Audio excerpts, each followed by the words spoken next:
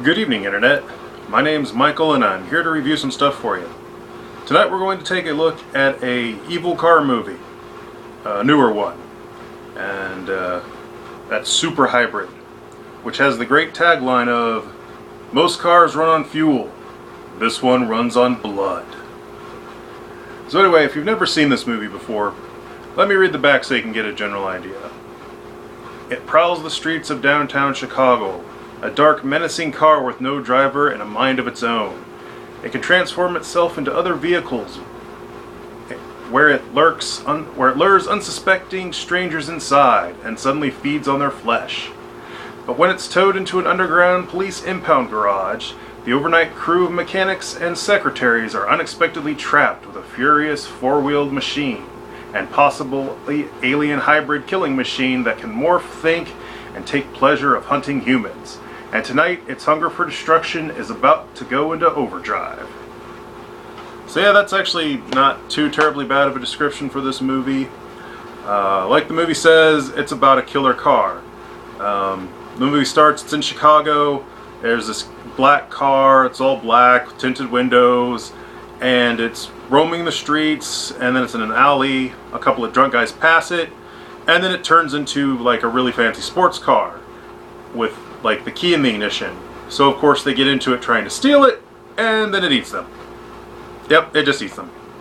Then it turns back to the black car, and it's driving away, and it gets hit by another car. So it's all wrecked, and it gets towed to the city, the police impound lot, which is this really big underground garage, kind of like a big parking garage. And that place is set up to be remodeled, which is important to the later plot of the movie.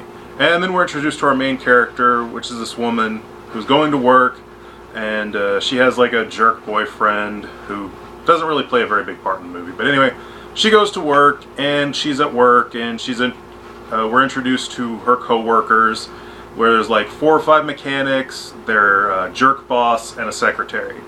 And then one of the mechanics is killed by the car right away. And then the boss wants to know where that mechanic is, so he starts sending the other mechanics out to go find out where he is. And so they go looking for him, and they come across the evil car. And then the lady, she shows up, she joins them in searching, and they're all looking at the evil car, trying to figure out what's up with it.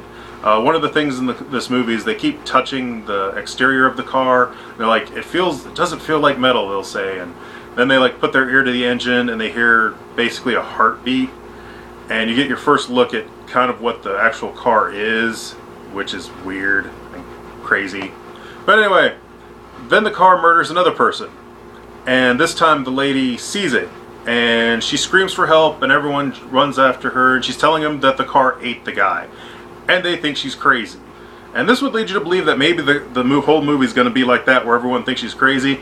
But no, the car immediately shows up and tries to eat them again. And then, instead of like trying to run away or calling for backup, the jerk boss decides, hey, we can make a lot of money if we can capture this thing. So that's why they don't all just run away or hide from it, as they're trying to kill it. And hijinks ensue, and during the process of them trying to get it, another guy dies, the power gets blown out in the building, and they found out that they are all locked in this garage. Even the emergency door, the jerk boss had it welded shut to keep out vagrants. So they can't leave. They only have emergency lighting, which is going to go out pretty soon, and they decide they're going to kill it to get revenge. So the lady sets up this pit trap in an elevator shaft thing, and that's most of the rest of the movie, is them trying to lure the car in there while the car's hunting them down. And the car actually isn't a car. It's actually a giant shape-shifting land squid. Yeah, it's really weird. At one point they pop the hood and this like face with a bunch of teeth pops out, and anyway, they get chased around the thing. It starts picking them off one at a time. Eventually it's just left down to the lady and her boss, and eventually they, have a climactic finish with the land squid / super hybrid car thing. And anyway, then the movie ends, and the movie has the very end has a pretty quasi-traditional surprise ending sort of thing. And all in all, this is definitely a very good movie. I give it a 5. The concept of a car that eats people is really interesting, and the fact it turns out to be this crazy mutated alien land squid thing is also really cool. The only real downside of the movie is when you actually see the land squid's true form. It's this CG like blob of flesh with tentacles, and it looks really hokey and not very believable. But other than that, this movie actually is surprisingly good. The fact they're stuck in the garage really limits where they can't just run away from the car. Well, actually they can.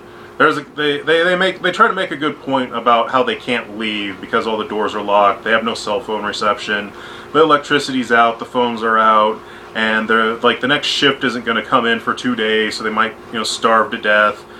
One lady says they'll hide in the stairwells, and the other lady says, well, no, the car could shrink down to small enough to go up the stairs, although it couldn't. And they also have welding equipment, so they could have just cut their way out. And at the very end, you find out the jerk boss had a way out. All this time, he was just trying to get the money. But anyway, aside from that, it's a really good movie. It's actually pretty intense. The action scenes are pretty good. They actually have some quasi-high-speed car chases where they're on a motorcycle inside the parking garage and the car's chasing them.